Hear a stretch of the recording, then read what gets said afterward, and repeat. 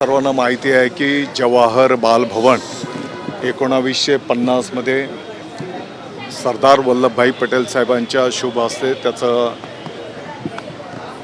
कोनशिला ठेवण्यात आली आणि 1952 मध्ये डॉक्टर राजेंद्र प्रसाद साहेबांच्या शुभ हस्ते याचं लोकार्पण प्रकल्पाचं झालेलं आहे। आणि गेल्या या 75 वर्षाच्या कालावधीमध्ये लाखो विद्यार्थ्यांना त्यांच्या कलागुणांना वेगवेगळ्या क्षेत्रामध्ये एक मार्गदर्शन हसत खेळत शिक्षण देण्याचं काम या प्रकल्पाच्या माध्यमातून संपन्न झालेलं आहे। आणि पाठीमागच्या काळामध्ये या बालभवनमध्ये आणखी काही सुधारणा काही सुविधांची आवश्यकता होती आणि मग तत्कालीन शिक्षण मंत्री महोदय केसरकर साहेबांनी त्याला सुरुवात केलेली आणि त्याला आणखी पुढे नेण्याचं काम आत्ताच्या घडीला शिक्षण विभागाच्या माध्यमातून करण्यात आलेलं आहे। साधारणपणे वेगवेगळ्या अगदी चित्रकला असेल, गायन असेल, अभिनय असेल, वक्तृत्व असेल, शिल्पकला असेल, अशा वेगवेगळ्या कलागुणांना या ठिकाणी वाव विद्यार्थ्यांना मिळणार आहे। एका वेळेस साधारणपणे 500 विद्यार्थी या ठिकाणी त्याच्यामध्ये सहभाग ज्याला ज्या क्षेत्रामध्ये आवड आहे त्याप्रमाणे इथे त्यांना संधी उपलब्ध होणार आहे। आपण बघितलं असेल जे स्कूल ऑफ आर्टच्या सोबत आज MOU संपन्न झालेला आहे। जे स्कूल ऑफ आर्ट या मानांकित संस्थेच्या माध्यमातून त्यांचे शिक्षक त्यांचे शेवटच्या वर्षातले विद्यार्थी या ठिकाणी विद्यार्थ्यांना मार्गदर्शन त्या ठिकाणी करणार आहेत। बाजूला जी काही एक बाग आहे त्या बागेमध्ये सायन्स पार्क हसत खेळत विद्यार्थ्यांना प्रॅक्टिकल विज्ञानाचंही शिक्षण त्या ठिकाणी उपलब्ध होईल ते पण या ठिकाणी निश्चित करण्यात आलेलं आहे। आपण जर बघितलं तर प्रत्येक कलेचं दालन अतिशय भव्य सर्व सोयींयुक्त आणि आत्ताच्या घडीला ज्या ज्या काही आधुनिक सुविधांची आवश्यकता आहे त्या परिपूर्ण असा हा प्रकल्प या ठिकाणी माननीय मुख्यमंत्री महोदय देवेंद्रजी फडणवीस साहेबांच्या शुभ हस्ते माननीय उपमुख्यमंत्री महोदय एकनाथजी शिंदे साहेब आज पहाटेच बेंगलोरहून श्री रविशंकरजी यांचा भेट घेऊन आलेले असल्यामुळे यापूर्वी त्यांनी वेळोवेळी या प्रकल्पाचा आढावा घेतलेला आहे। त्यांनीही सूचना केलेल्या होत्या, त्यांच्याही शुभेच्छा या ठिकाणी मिळालेल्या आहेत। आणि माननीय उपमुख्यमंत्री महोदया सुनित्राताई पवार साहेबांच्या शुभ उपस्थितीमध्ये त्यासोबतच माननीय मंत्री महोदय लोढाजी, माननीय महापौर साहेब, माननीय केसरकरजी या सर्वांच्या शुभ उपस्थितीमध्ये आपल्या सर्वांच्या उपस्थितीमध्ये साधारणतः 500 मुख्याध्यापक महोदयांच्या उपस्थितीमध्ये आजचा हा कार्यक्रम संपन्न झालेला आहे।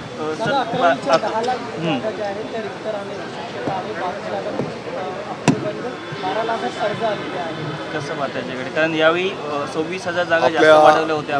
माझी आपल्याला विनंती आहे 11वीच्या प्रवेशाचा विषय होता तर आपण जर गेल्या 10 वर्षाची जरी माहिती घेतली तर साधारणतः 12, 13, 13.5 लाख विद्यार्थी 11वीमध्ये प्रवेश घेतात।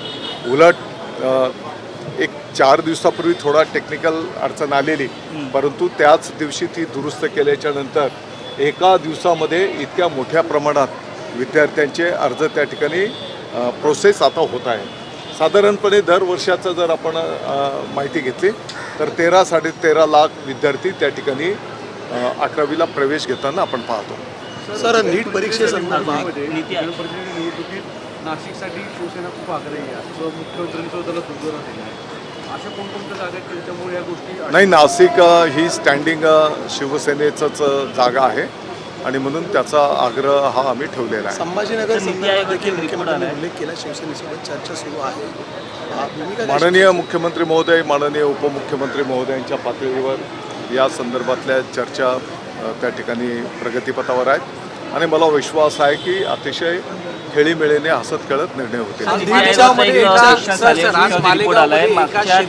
आत्महत्या केल्याचं प्रकरण समोर आले आहे। यामध्ये शेतकऱ्यांना कांद्याला भाव मिळाला नाही म्हणून आत्महत्या केल्याचं माहिती सध्या समोर येते। कांद्याला सध्याच्या घडीला दर कमी मिळत आहेत ही वस्तुस्थिती आहे। साधारणपणे 600-700 रुपये दर मिळतो आहे आणि चांगल्या प्रतीचा जर कांदा असेल तर तो 1100-1200 रुपयाने जातो, ही वस्तुस्थिती आहे. पाठीमागच्या काळामध्ये जो काही अवकाळी पाऊस गारपीट झाली त्यामुळे कांद्याला एकदा पाणी लागलं, गारा जर लागल्या तर त्याच्याने तो कांदा खराब होत असतो, तो जास्ती दिवस टिकू शकत नाही, ही वस्तुस्थिती आहे. आणि म्हणून कांदा उत्पादक शेतकऱ्यांच्या भावना आम्ही माननीय मुख्यमंत्री महोदय, माननीय उपमुख्यमंत्री महोदयांच्यापर्यंत पोहोचवलेल्या आहेत. सर, पण या संदर्भात काही तोडगा निघू शकतो का? उपाययोजना काय करता येईल? कारण मोठ्या प्रमाणात शेतकरी हवालदिल झालेला आहे. मला वाटतं की मी आपल्याला अतिशय स्पष्टपणे सांगितलं की आताच्या घडीला 600-700 रुपये जो दर मिळतो आहे, यामुळे शेतकऱ्यांचा खर्च पण भागत नाही, ही वस्तुस्थिती आहे.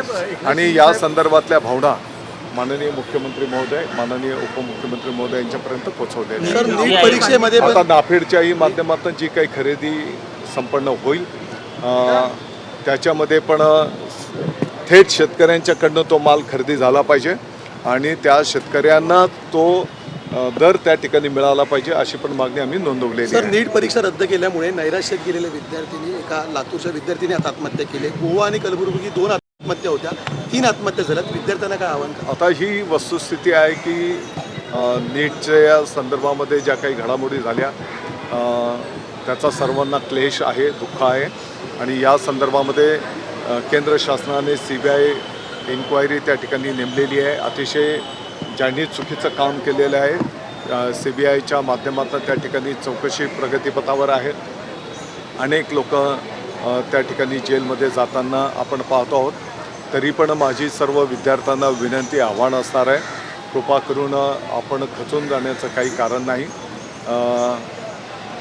आपल्याला परत एकदा या येणाऱ्या काळामध्ये ज्या काही परीक्षा संपन्न होणार आहेत त्याला सामोरं जात मला विश्वास आहे की तुमच्या अभ्यासाला जे कष्टपूर्वक तुम्ही अभ्यास केलेला आहे त्याला निश्चितपणे न्याय त्या ठिकाणी मिळेल.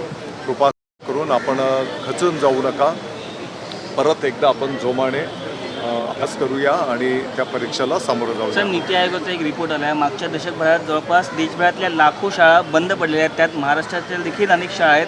काय सांगाल, काय परिस्थिती? शाळांमध्ये वाढ झाली? नीतीचा अहवाल तर मी बघितलेला नाही, परंतु ही वस्तुस्थिती आहे की साधारणपणे दर वर्षाला 200-300 शाळा त्या ठिकाणी कमी होत आहेत. अर्थात कमी होत आहेत म्हणजे त्या 100% त्या बंद पडलेल्या आहेत असं नाही. काही ठिकाणी एका गावामध्ये 2-3 शाळा आहेत. पूर्वीच्या काळामध्ये वसती शाळेंना आपण मान्यता दिलेली होती, त्या वसतीपुरती ती शाळा होती. तर आता काही ठिकाणी त्या 2-3 शाळा एकत्र करण्यात आलेल्या आहेत. मग कागदावर असं दिसतं की त्या शाळा कमी झाल्या. अर्थात ही पण वस्तुस्थिती आहे की आत्ताच्या घडीला इंग्रजी माध्यमांच्या शाळेंकडे पालकांचा थोडासा जास्ती ओढ आहे आणि म्हणून त्याच्याकडे बोट न दाखवता आमचं क्वालिटी कशी इम्प्रूव्ह करता येईल, गुणवत्तापूर्ण आनंददायी शिक्षण कसं देता येईल यासाठी ज्या ज्या काही सुविधा, भौतिक सुविधांच्यापासून तर शिक्षकांच्या प्रशिक्षणाच्यापासून, शिक्षकांचं काम कमी करण्याच्यापासून जे जे काही करावं लागतंय मी आपल्याला एवढंच आश्वस्त करू इच्छितो की विभागाच्या वतीने अगदी छोटे छोटे जे काही सकारात्मक निर्णय आम्ही केलेले आहेत तर येणाऱ्या 26-27मध्ये तुम्हाला विद्यार्थ्यांची पटसंख्या वाढलेली दिसेल. सर, पुण्यामध्ये पहिल्या 3 आठवड्यामध्ये पहिल्या 123 मुली आणि महिला बेपत्ता झालेल्या आहेत. कुठे? पुणे जिल्ह्यामध्ये एकट्या या मे महिन्यातल्या पहिल्या 3 आठवड्यातली ही परिस्थिती आहे. का एकंदरीत पुणे एवढं असुरक्षित वाटतंय? नाही, मला वाटतं की माहिती घेऊन त्यावर मी भाष्य केलं पाहिजे. मला त्याची माहिती नाही. विज्ञान केंद्राबद्दल सांगितलं तुम्ही, कशा प्रकारे ते विकसित होणार आहे, काय काम होणार आहे? साधारणपणे सायन्स पार्क नावाची जी कन्सेप्ट आहे की ज्याच्यामध्ये विद्यार्थ्यांना प्रॅक्टिकल त्या ठिकाणी जे खेळणी असतात, ज्या वस्तू असतात त्या माध्यमातून विज्ञानाचा धडा त्या ठिकाणी शिकवला जातो. हसत खेळत विद्यार्थी ते शिकतात आणि त्याची प्रतिकृती लहान जागेमध्ये आपण त्या ठिकाणी विद्यार्थ्यांच्यासाठी उपलब्ध करून देणार आहोत. दादा, नीट की परीक्षा कैंसिल होने से आत्महत्या की जो संख्या है वो बढ़ती नज़र आ रही है, 3 तक पहुंच गई है. किस तरह से इस चीज़ को देखते हैं और क्या होना चाहिए? नीट के बारे में ये सही बात है कि दुर्भाग्यपूर्ण यह घटना है, लेकिन केंद्र शासन ने इसकी गंभीरता से दखल ली है और हम सबको पता है CBI के माध्यम से इसकी इंक्वायरी चल रही है. बहुत लोग जेल में गए हैं और डीप में जाकर सीबीआई वहाँ पर इंक्वायरी कर रहा है। फिर भी मैं सभी विद्यार्थियों से विनंती अपील करूँगा, कृपा करके आप म्हणजे खचून जाऊ नका, परत एकदा आपण अभ्यासाला लागूया। मला विश्वास आहे कि आपने जो कष्टपूर्वक स्टडी किया है उसको न्याय मिलेगा। दादा, काँग्रेस सरकारवर आरोप लावत आहे की पूर्व विदर्भातले 60 नगरसेवक काँग्रेसचे नॉट रिचेबल आहेत। त्यांचं म्हणणं आहे की सरकार कुठेतरी दबाव आणत आहे, निधीचे एकंदरीत लालच दाखवलं जातं विधान परिषद निवडणुकीसाठी। नाही, मला वाटतं की आता नगरसेवक महोदय पण सुज्ञ आहेत, त्यांना त्यांच्या भागाच्या विकासाच्या संदर्भातली त्यांची जबाबदारी आहे आणि त्यांनी काय निर्णय करायचा तो त्यांचा अधिकार आहे। पेट्रोल ज्यादा डीजलची लगातार आज पुन्हा पेट्रोल दरवाढ डीजल के झालेली दाम बढ़ रहे हैं, आहे। चौथ्यांदा विपक्ष सरकार पर हमलावर है। राहुल गांधी तो यहाँ तक कह रहे हैं कि अगले साल तक सरकार गिर जाएगी। मैं समझता हूँ उसका जवाब माननीय मुख्यमंत्री महोदय जी ने अतिशय स्पष्ट रूप से दिया है। सर दादा, चौथ्यांदा दरवाढ मुंगेरी झालेली लाल आहे। के हसीन सपने जो स्टेटमेंट किया है, दादा आज पुन्हा एकदा पेट्रोल डिझेल दरवाढ झालेली आहे। चौथ्यांदा ही दरवाढ झाल्यामुळे कुठेतरी विरोधक टीका करतायत। पेट्रोल पंपावरती देखील नाही बघा, आपल्या सर्वांना माहिती आहे की जगाच्या पाठीवर इराण, इस्रायल, अमेरिका जे काही युद्धजन्य परिस्थिती आहे, इतर दरवाढीचं समर्थन तर कोण करणार नाही, परंतु आता जगाच्या पाठीवर ज्या पद्धतीचं हे संकट आलेलं आहे, आपण इतर देशांमध्ये जर बघितलं तर अगदी आपल्या कल्पनेच्या पलीकडे त्या ठिकाणी पेट्रोल डिझेलचे दर गेलेले आपण पाहतो आहोत आणि म्हणून असे काही निर्णय सरकारला त्या ठिकाणी घेणं भाग पडतं आहे। नाशिक मध्यवर्ती कारागृहामध्ये अधिकारी आरोपींसोबत पार्टी करत होते आणि त्यावर आता अधिकाऱ्यांना नोटीस पाठवली आणि 7 दिवसात कारणे दाखवा नोटीस बजावली। मला या विषयाची माहिती नाही, परंतु ज्याने कोणी चुकीचं काम केलं असेल तर निश्चितपणे त्यांच्यावर कारवाई त्या ठिकाणी होईल। आता माझी विनंती